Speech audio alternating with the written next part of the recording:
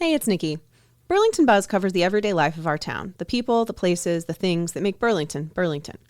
We don't usually talk about national politics, but the 6th Congressional District seat is open this year, and we thought you deserved a chance to hear directly from the people asking for your vote. This is one of a collection of conversations with the candidates running to represent Burlington in Congress. We hope you'll take the time to listen to all 7 conversations. Check the show notes for links to connect with each candidate directly. Now let's get to it.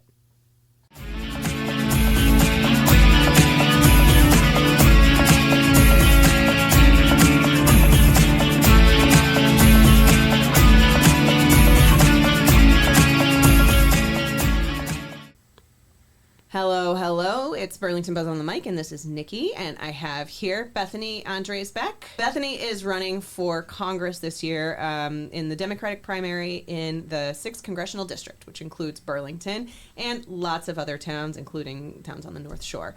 Bethany, thanks for being here today. Thank you so much for having me. And I'd love for you to just introduce yourself a little bit to our listeners.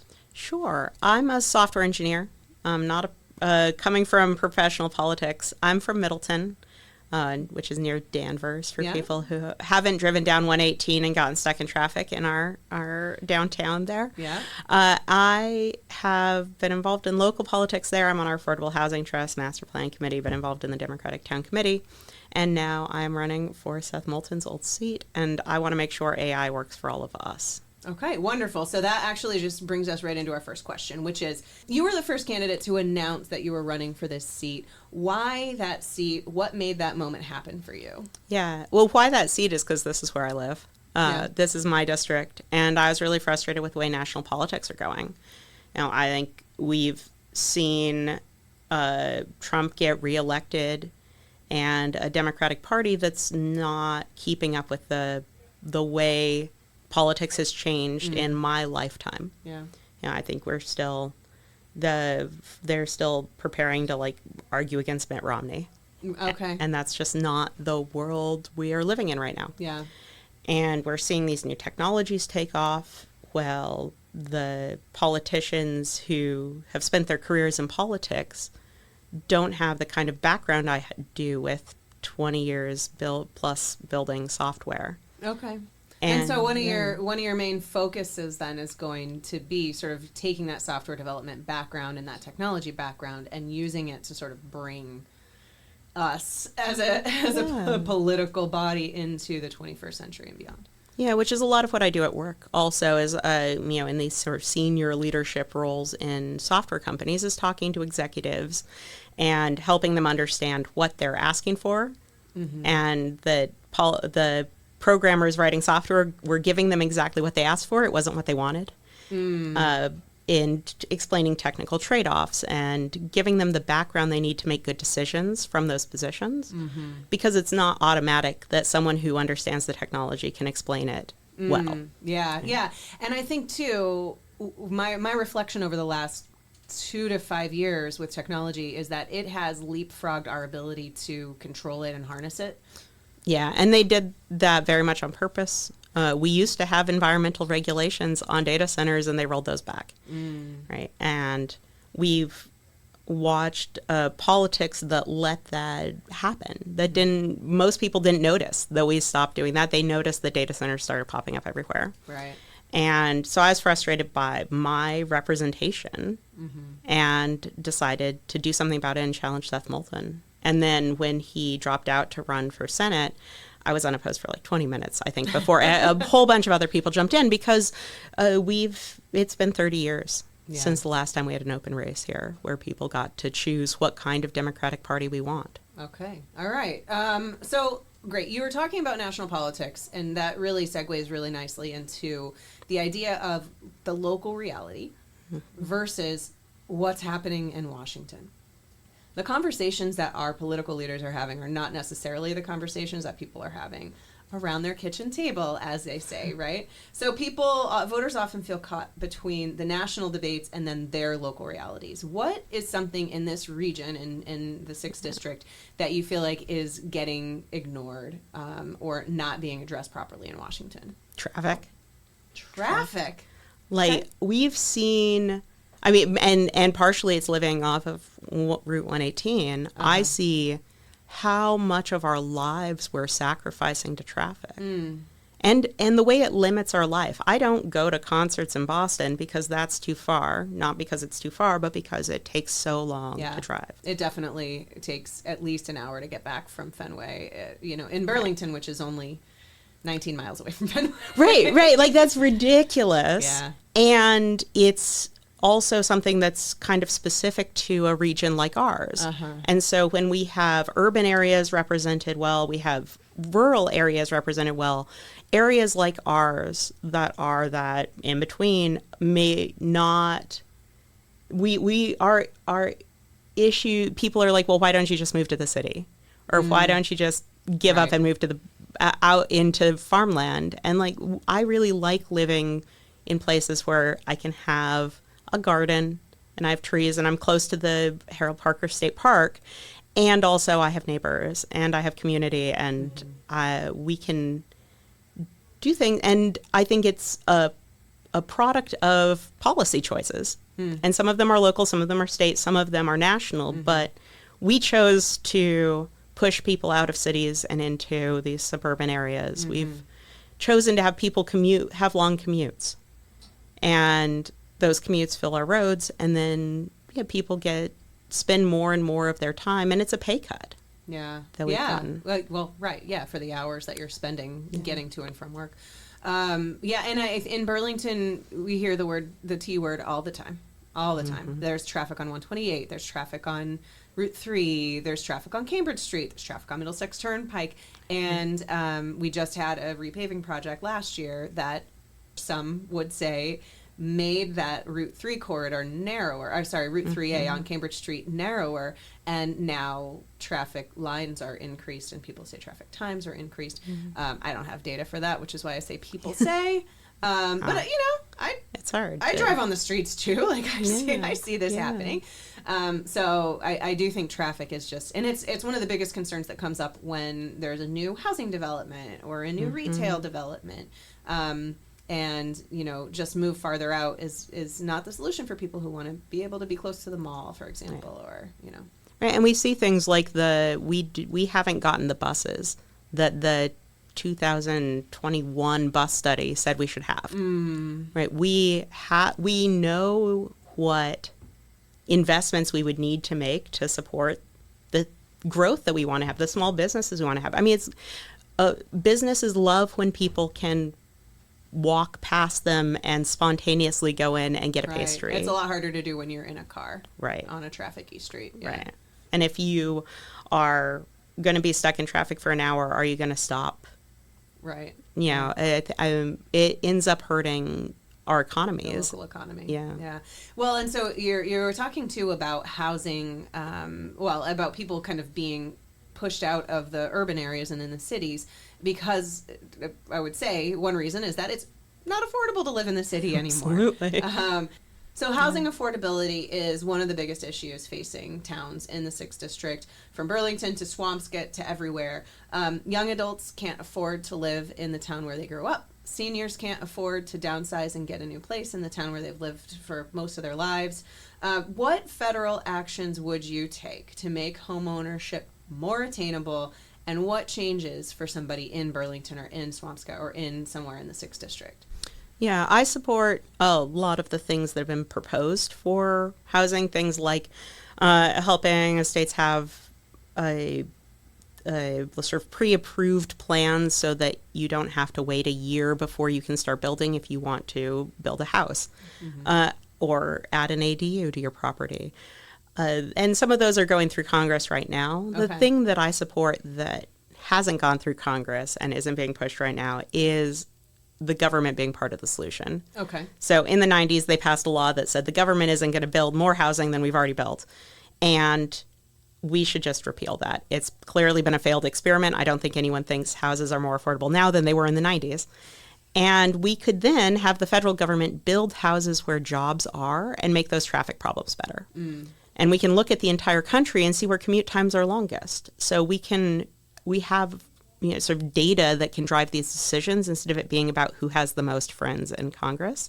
Yeah. And we see right now in Davis Square, there was a proposed apartment, they were going to add layers of apartments on top of some existing retail. Yeah, but there's an old bar there. And people are like, this is going to change the character of the neighborhood. I'm like, it's Davis Square. It's one of the densest parts of America. Apartments have been there my entire life. Right. It's not changing. That's expected. Yes, that's have apartments in a downtown urban district. Urban in a downtown urban district. Right. And so we see those same resistance no matter where you try to build houses, and then young people feel like they're not welcome in this country. Because no place is welcoming them. So the government could be part of that solution, could build things that are affordable to people, and not just affordable housing but affordable to everybody, where they're regardless, as you grow, you could still keep living in nice apartments that are where jobs are, that make strong communities there, and I think it will help all of these downstream issues that we're seeing. Yeah, and I'm sure that you are familiar with the housing life cycle. Our housing partnership did a housing needs assessment several years ago, and it mentioned the housing life cycle, and that how, since seniors are not able to downsize, they're not opening up those sort of full size, for lack of a better term, single family homes, so that young families can move into them, and that's creating this sort of bottleneck effect. Yeah, and I think we saw for a long time young people adapted. I've had roommates most of my life.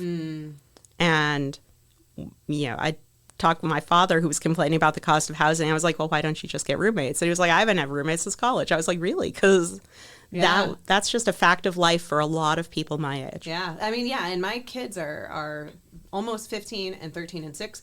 And it's hard for me, looking ahead to my 15-year-old going to college and moving out. And I'm thinking, you're just going to live here forever. Right. I love my child and I want them to live with me. And also, I want them to have the opportunities that we had, Having people just get those opportunities. I think we locked things down for so long. And that's been a problem across America. We just stopped building things. Yeah. It's like inventory. I think that when they say housing inventory is low now, it would mean that that it's not a stagnant state. Right. That we could fix. Yeah. We could do something that. Something would change. And it seems like it just hasn't. Either that or there's just way more people, which I am disinclined to.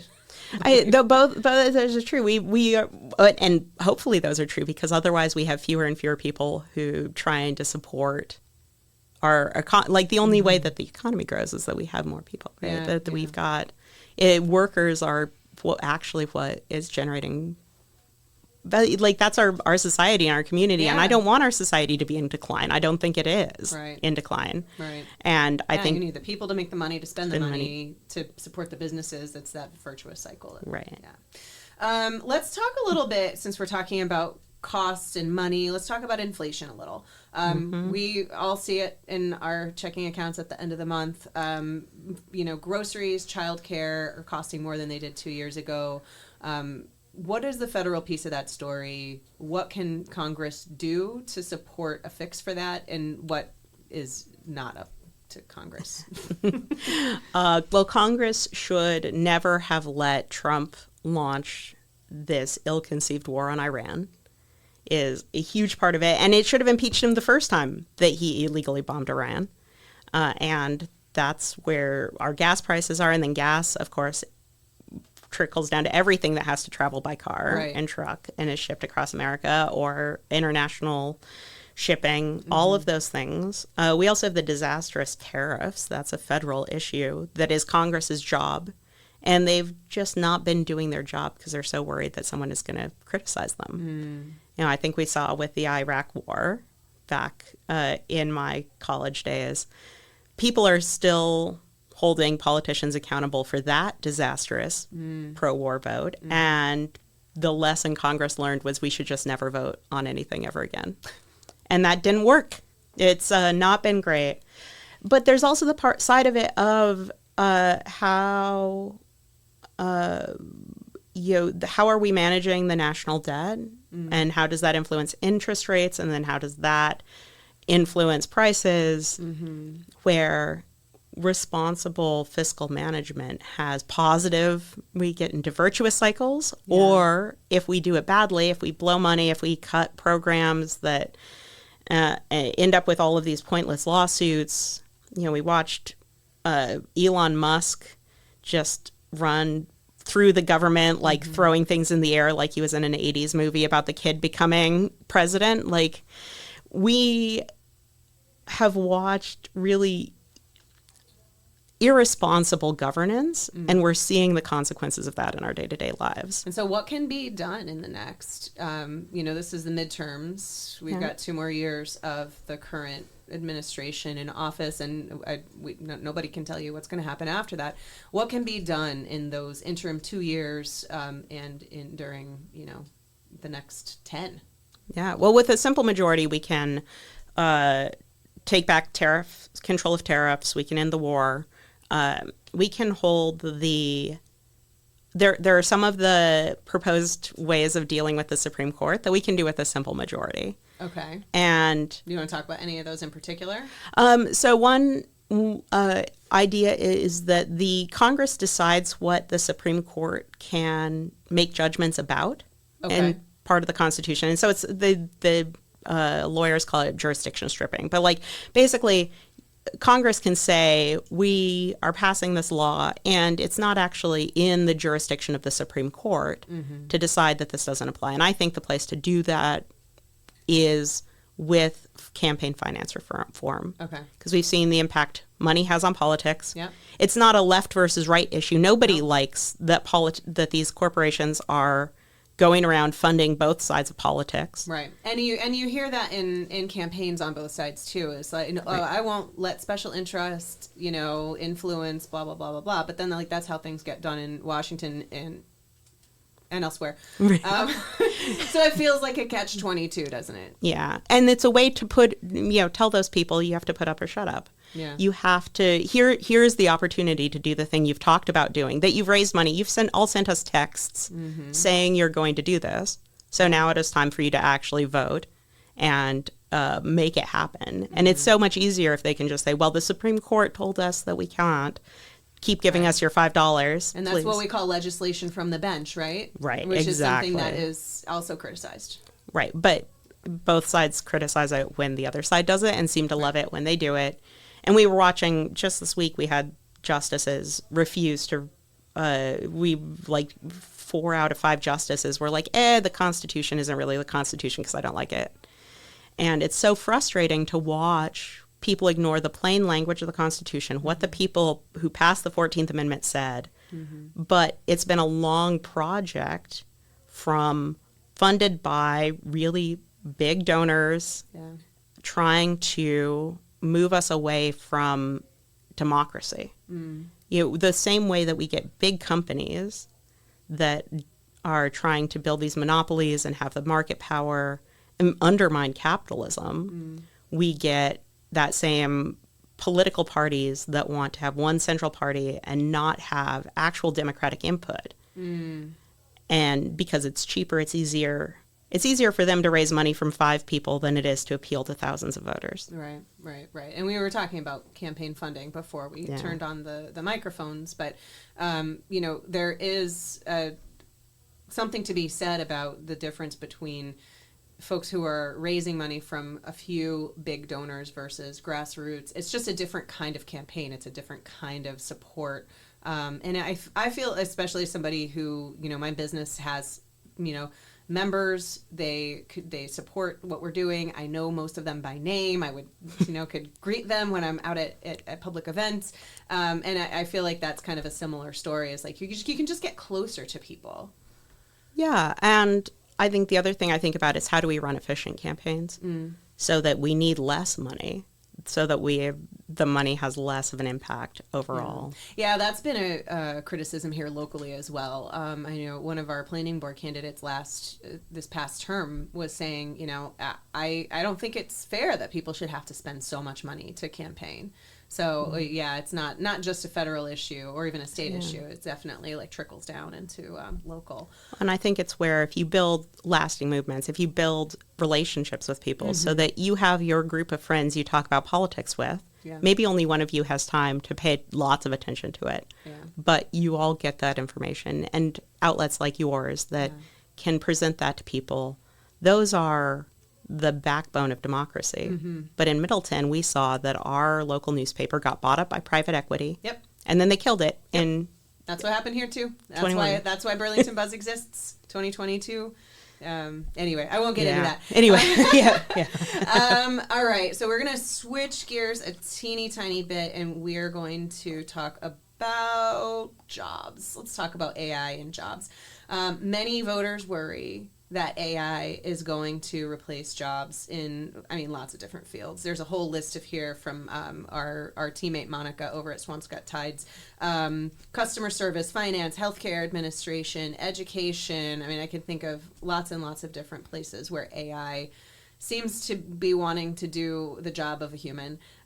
What policies would you support to help workers, students, seniors, anybody else adapt to this sort of landscape that we're walking into? Yeah, I think we're not even walking into it. It is being built around us. Right, that we have been dropped into. Yeah. But I want to protect people, our environment, and our future. And I think we need laws that are going to protect all of those things. It's moving so fast that I see some of the proposals that are very specific or try to be tailored to the current technology, and I don't know that that's going to be relevant 2 years from now. Yeah. So the policies I'm putting forward are things that will work no matter what technology does. Okay. We need to have our consumer protection laws apply to software. It's been exempted from those for the first 70 years, and that let it grow and innovate.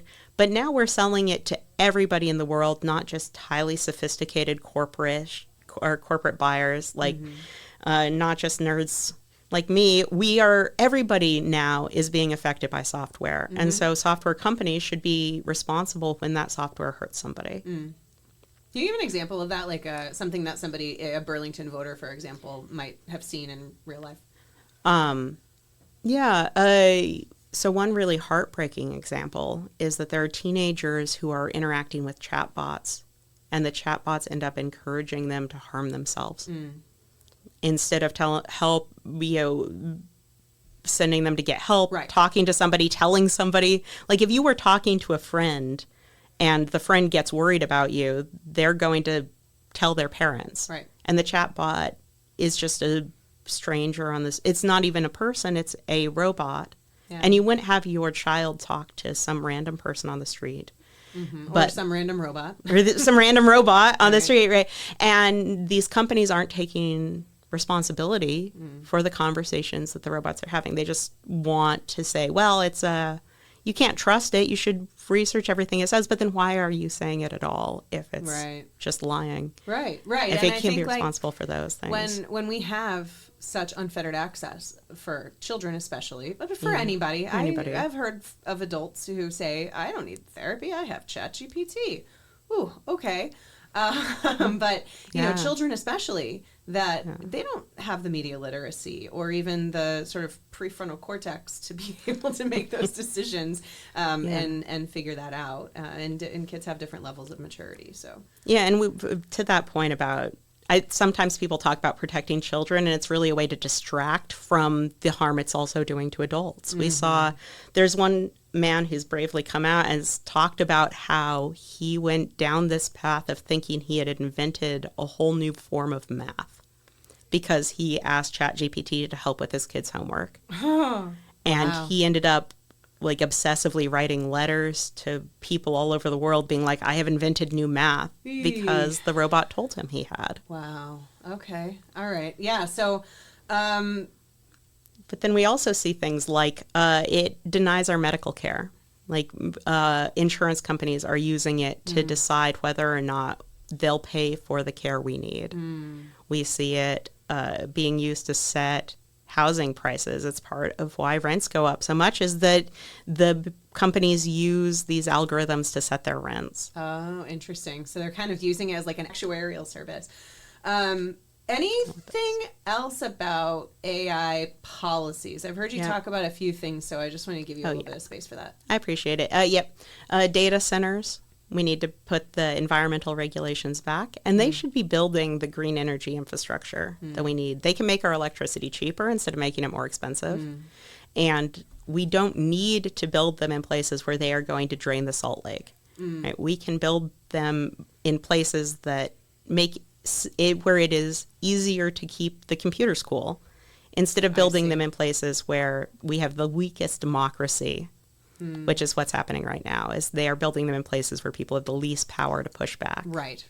Which is, I mean, that is a civic engagement issue, right? That, you know, I would talk about this ad nauseum. I don't need to preach to you about it, but I do think that the empowerment is part of the job of all of us, is to make sure that people are informed and know how to be engaged.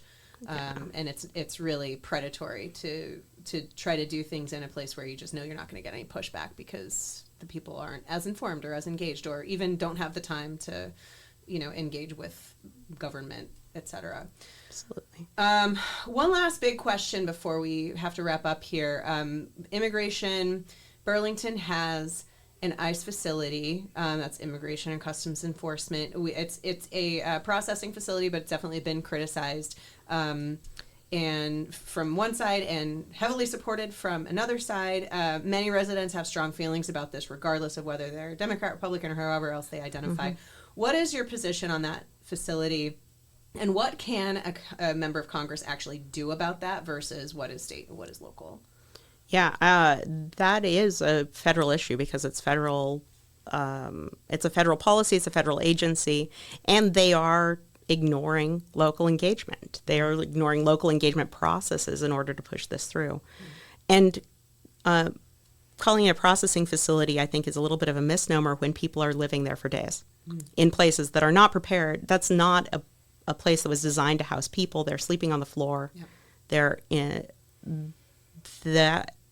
I think regardless of whether you think we should have a detention facility, I think we could all agree that we should have reasonable, if we are going to put somebody in, if we are going to detain someone, that the place we're putting them should be reasonable. And I think that's just a fundamental principle of society, is that what we do as a society, what we're asked to do by our government, is a reflection on us. And when our government asks us to do inhumane things, it undermines the humanity of our society. What Congress people can do that nobody else can do is go into these facilities and actually see what's going on. And I think the secrecy behind it tells us they know they are doing things that are wrong. They know that what they're doing is not right. And the only people who can look past what they're hiding is Congress. So one thing I've seen is in some of these situations, they aren't letting people have access to lawyers. And we've seen some Congress people who go in and will bring out messages for people who are being detained who don't have access to lawyers. I see. And so there are some things we can do immediately. And then long term, we need to, ICE has been a failed experiment. It's not been around that long. It was part of George W. Bush's post 9/11 crisis thing. Yeah, the same way that the Patriot Act currently lets the government spy on all of us. And that was never what it was supposed to do. I want to restore our Fourth Amendment rights to not have the government watch all of our emails go past.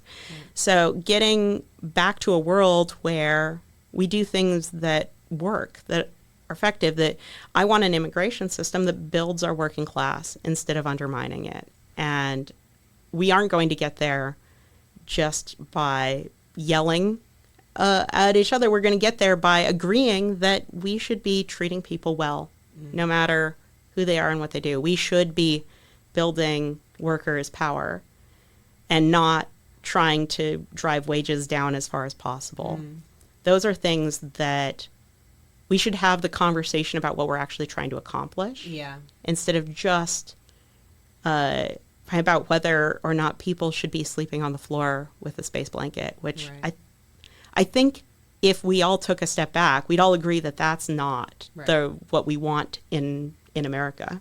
Yeah, I think it's easier to, it's more immediate to be able to say, like, this is the immediate teeny tiny thing, zoom in on this thing that we do like or that we don't like or that we support or we don't support. But having a goal-setting conversation is like the first step to getting anything done, right? What do they say? Yeah. A goal without a plan is a dream or a wish or something like that. Like, I think it makes sense to have a bunch of people that want reform together in a room to talk about what that reform will look like at the end. What does it mean to have accomplished our mission? Yeah. And that's where my professional experience is really relevant, because I've gotten to work in areas that aren't just politics, where it's not about denying the other side a win, where we all agree that we want better outcomes. Right. And if we did more things in politics, I trust voters that they will reward people who do the job well. Yeah. Great. Well, that was a nice way to sort of wrap that up. What is your most important issue, and what does that look like for an actual Burlington resident? So I've talked about AI regulation already, but one thing I didn't talk about is the way that interacts with our taxes. And say more.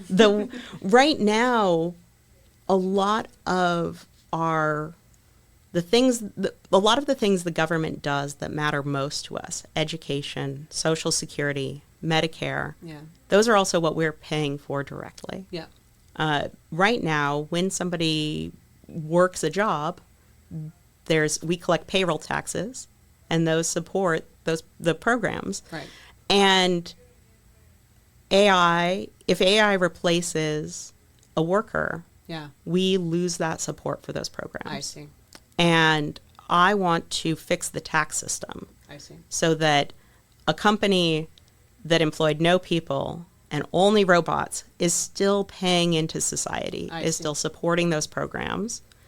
And we aren't just pushing more and more burden onto fewer and fewer people who are working the jobs that can support those programs. Or depleting the programs, which is the other alternative. Right. Or we have to break our promises, which we shouldn't. I want a government that is trustworthy. I want a government that keeps its oaths, that keeps its promises, that follows the rules it set for itself, where crimes send you to jail, where corruption is bad and illegal. And all of that is going to take some changes, but I think we've seen the energy, we've seen the local power, we've seen protests across the district that aren't left versus right, Democrat versus Republican. It is people demanding that we get our democracy back. And that's why my website is bethfordemocracy.com, is because the solution to these problems is not less democracy, it is more. Well, thank you, and thank you for shouting out your website. Everybody, please visit Beth's website to learn more about the campaign and what Beth is trying to accomplish. The primary is September 1st, and registered Democrats and registered unenrolled, i.e. independent voters, can vote in that Democratic primary. Thanks for listening. We'll be back with more candidate interviews for the Massachusetts 6th District Congress seat.